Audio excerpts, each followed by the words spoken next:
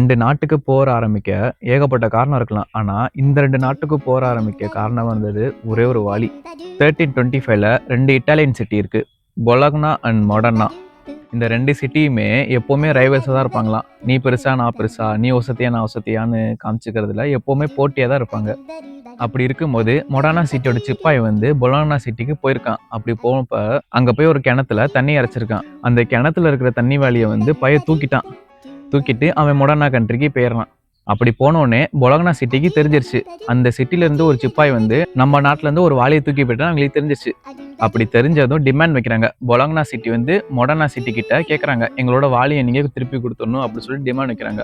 இவங்க இப்படி கேட்டக்கப்புறம் அவங்களும் சும்மா இருப்பாங்களா? அவங்களுக்கும் ஈகோ இருக்கும்ல, அப்பெல்லாம் தர முடியாது, என்ன முடிஞ்சாலும் பாத்துக்கோ அப்படின்னு சொல்லியிருக்காங்க. 2 பேரும் மாத்தி விவாதம் பண்ணியிருக்காங்க. ஒரு கட்டத்துக்கு மேல அது போராவே மாறிடுது. 2 சிட்டிக்கும் நடுவுல போர் நடந்து பல்லாயிரக்கணக்கான பேர் இறந்திருக்காங்க. இங்கிட்டும் இழப்பு இருக்கு, அங்கிட்டும் இழப்பு இருக்கு.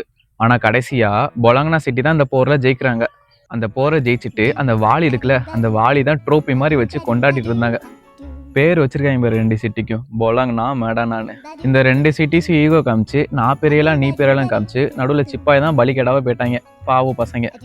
இந்த மாதிரி நிறைய இன்ட்ரெஸ்டிங்கான வீடியோ பார்க்க மறக்காம நம்ம பேஜை ஃபாலோ பண்ணிக்கோங்க. அண்ட் நெக்ஸ்ட் வீடியோவில் பார்ப்போம்.